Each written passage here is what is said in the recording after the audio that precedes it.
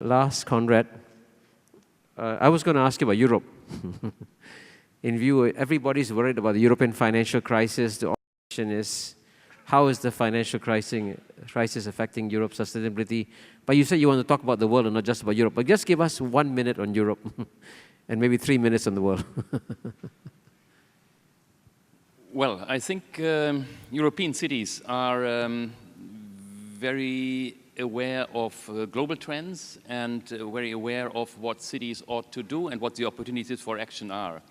And now, of course, it depends country by country, the economic pressures, the financial pressures are there. But the interesting observation is when there are economic pressures, then cities become active to look for solutions.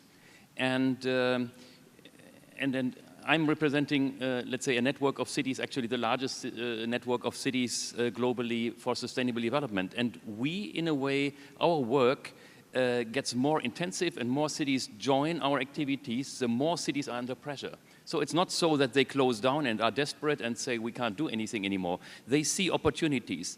And often the sustainable alternatives are actually also financially more beneficial. Just think of the transport that we were discussing and that we heard from Beijing. Investing in car-oriented infrastructure is extremely expensive. And a lot of cities are overdoing and are investing too much and are actually oversizing the infrastructure. When you plan for public transport and non-motorized transport, then you can bring costs down and also maintenance costs for the future down. So investing in energy efficiency is also something where initially, yes, there is an investment, but then you gain soon after a couple of years.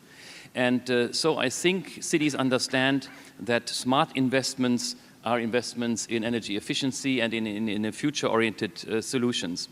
Actually, our cities, we have 1,200 in our membership, met just the days before the Rio+20 World Summit in Belo Horizonte in Brazil.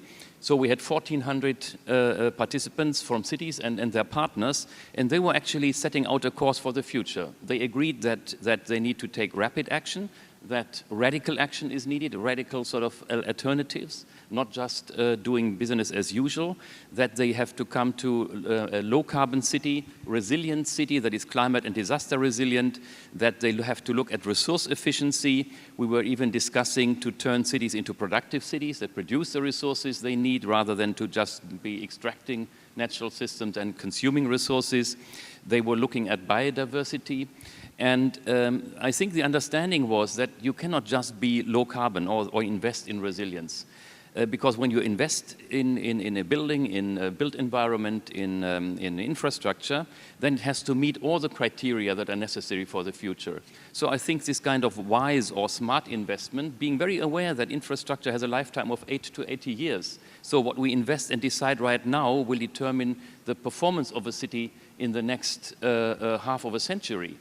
And I think this awareness is there in spite of economic pressures. And this is, I think, the positive message. Cities have understood the message, I would say widely, and are really trying to look beyond the next century and also beyond the election period of a mayor or so.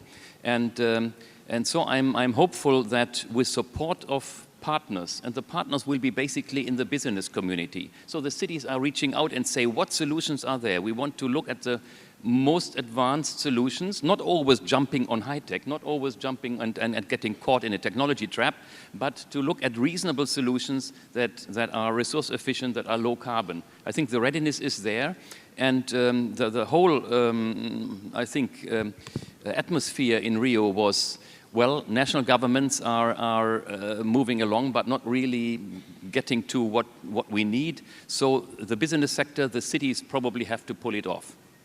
Thank you, Konrad. Jeremy began with the paradox of prosperity.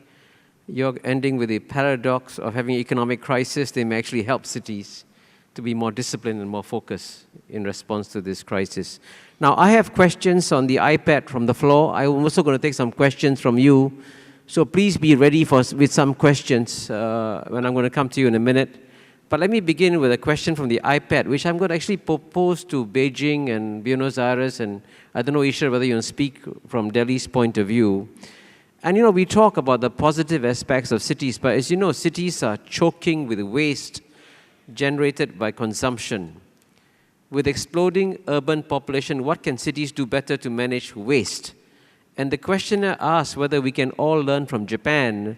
Is Japan doing the best job of separating plastic, metals, recyclables? And so will Buenos Aires and Beijing or Delhi learn from the Japanese experience? So why don't I start with Buenos Aires on waste management?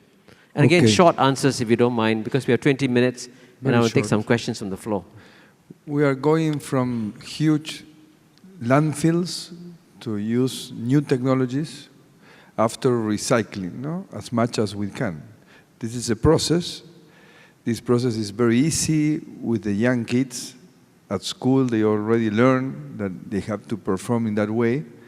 It's much more complicated with over 50s, no? To teach them that they have to separate at home, they have to dispose in different containers, and that takes a lot of work, but we are using new technologies so as to try to reduce the amount of garbage that the city generates. We are generating around 18,000 per day tons. That up to today, we are still all disposed in huge landfill, but in the next 3 years, we expect to reduce what we dispose in landfills to less than 1/3. So I think that we are all evaluating new technologies. Technology is really in a high revolution in offering lower prices, more energy, more liquids that can be generated through the recycling of the garbage, but we are still in that process. Thank you. Mr. Zhou? Well, in Beijing, the waste management system has more or less found its bearings in the last few years in Beijing. We have been working over the last few years to work on the classification of rubbish. They're basically categorized into what's recollectible and what's not recollectible. So for what we can actually collect back to recycle, including newspapers, cans, and other things that we can recycle, we actually collect those trash and make sure that it's recycled. And this is something that is being done. But we're also trying at the family level to encourage all households to categorize their kitchen waste. We send out a green bin and then some information and let them know how they could possibly recycle their rubbish. They could sort out the rubbish according to the information. Because of the way the Chinese do their cooking, a lot of the kitchen waste cannot be recycled. And for that, we will have to single them out individually and make sure that they don't go into the wrong places. And that helps us to reduce the burden on our landfills. That is something that we're trying to do at the moment. And we hope to continue to work in this area and maybe use incineration as one of our main ways of reducing or getting rid of rubbish. We also have 18,000 tons of rubbish every day, pretty similar to the previous statistics, and we are trying to think of ways to get rid of this problem. And we hope that eventually the landfills will only take about 20% of our rubbish. That's our goal. Thank you. Thank you, Mr. Zhou. Kishore, you want to add a quick word before we turn to the floor? Yeah. Yes. As in most things, again in India, we have the best and we have the worst. We have many cities where solid waste management remains a huge challenge. But we do have examples of, say, the small town of Rajkot in Gujarat, which has complete integrated waste management, from segregated waste collected from the household to every bit of it recycled, reused, compost made, energy used, and all that. Pammal, outside of Chennai, is another example, which was my last column on the same subject.